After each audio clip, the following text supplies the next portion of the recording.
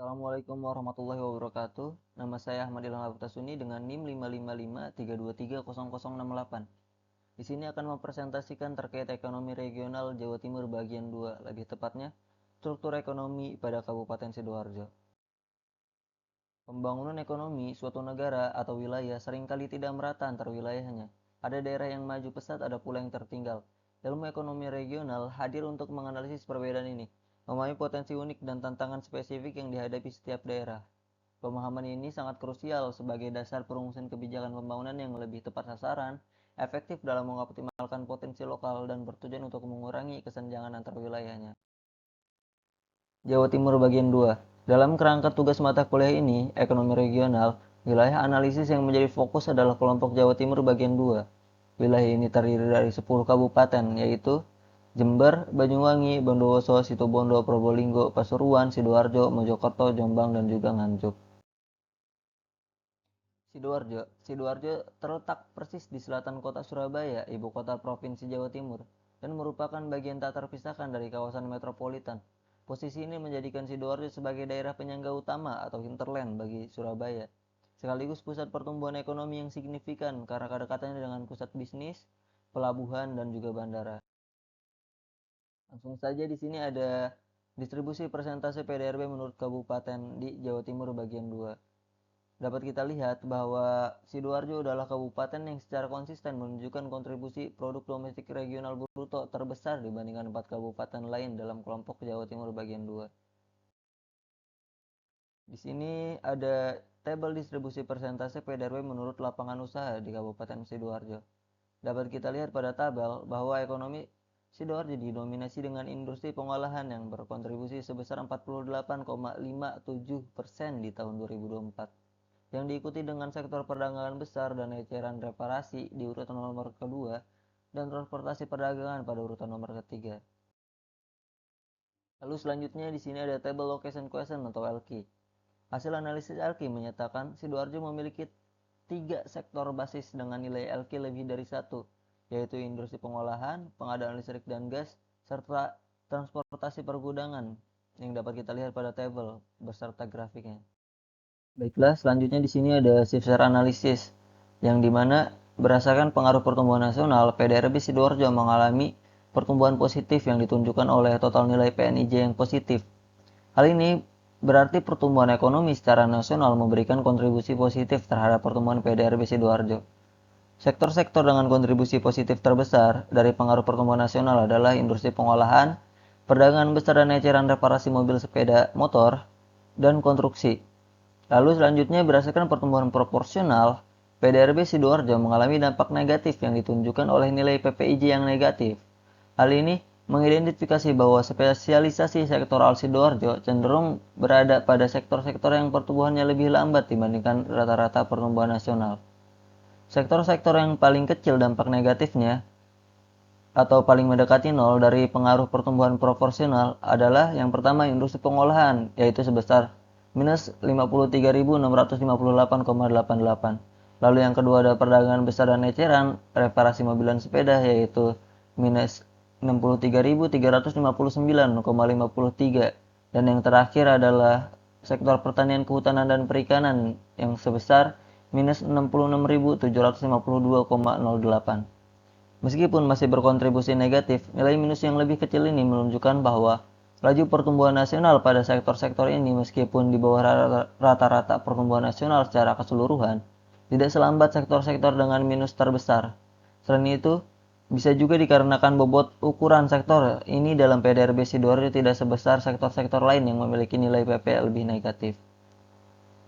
Lalu selanjutnya, berdasarkan pengaruh pertumbuhan pangsa wilayah atau PPW, Sidoarjo mengalami peningkatan pangsa pasar atau daya saing wilayah yang ditunjukkan oleh total nilai PPWIJ yang positif, yaitu sebesar 1.221.089,14. Ini menunjukkan bahwa Sidoarjo mampu meningkatkan pangsa pasarnya di sektor-sektor relatif terhadap wilayah yang lebih besar, menandakan adanya keunggulan kompetitif di tingkat lokal atau regional.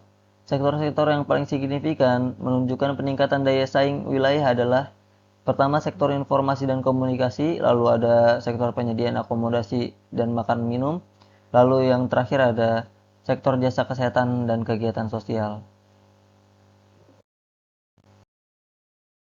Selanjutnya di sini ada pergeseran besi, di mana berdasarkan data pada kolom pergeseran bersih yang dapat kita lihat pada tabel, total nilai dari pergeseran bersih PDRB Kabupaten Sidoarjo menunjukkan angka negatif sebesar minus 2.461.055,93. Nilai negatif ini mengidentifikasi bahwa peningkatan PDRB sektoral di tahun akhir yang dipengaruhi oleh pertumbuhan wilayah secara umum lebih besar dibandingkan dengan peningkatan PDRB sektoral wilayah itu sendiri. Adapun sektor-sektor unggulan dari analisis pergeseran di Kabupaten Sidoarjo adalah sektor informasi dan komunikasi, lalu penyediaan akomodasi dan minuman, lalu jasa kesehatan dan kegiatan sosial. Yang terakhir dari Sipser analisis yaitu kuadran, di mana di sini dapat kita lihat pada kuadran data hanya menempati dua kuadran, yaitu kuadran 4 dan kuadran 3. Kuadran 3 menunjukkan bahwa sektor-sektor ekonomi di wilayah yang bersangkutan memiliki pertumbuhan yang lambat dan daya saing yang kurang baik. Di mana di sini dapat kita lihat bahwasanya di kuadran nomor 3 hanya ada satu data, yaitu data pertambangan dan penggalian. Lalu kuadran keempat menunjukkan bahwa sektor-sektor ekonomi pada wilayah yang bersangkutan memiliki pertumbuhan yang lebih lambat, tetapi daya saingnya untuk sektor-sektor tersebut tergolong baik atau dapat bersaing dengan cukup baik. Baiklah, ini adalah kesimpulan dari analisis yang telah dilakukan. Namun saya tidak akan membacakannya karena keterbatasan waktu. Kita lanjut saja langsung kepada materi selanjutnya. Baiklah, materi selanjutnya di sini adalah growth pole spread effect dan backwash effect yang telah dianalisis oleh kelompok 2. Baiklah, langsung saja. Di sini ada konsep growth pole spread effect dan juga backwash effect, di mana definisi dari growth pole adalah pusat pertumbuhan ekonomi yang menjadi motor perkembangan regional, sedangkan spread effect adalah efek sebar dampak positif growth pole ke daerah sekitar atau hinterland. Sedangkan backwash effect adalah efek balik negatif di hinterland seperti migrasi sumber daya dan penurunan investasi. Baiklah, selanjutnya di sini ada faktor pendukung Kota Malang sebagai growth pole. Yang pertama sektor industri, yang ada Bantul Group, manufaktur, pangan dan elektronik, startup dan juga startup kreatif.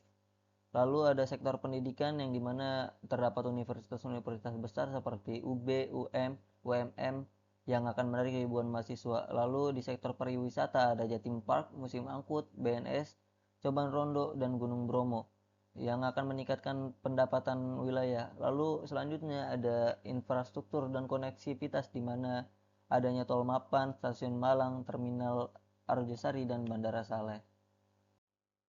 Hasil analisis yang pertama interaksi spasial, Kabupaten Malang, pekerja industri dan jasa infrastruktur lingkungan barat atau timur. Lalu Kota Batu, investasi pariwisata dan UMKM terdorong dari Malang. Lalu Kabupaten Pasuruan dan Blitar, suplai industri dan pertanian ke Malang.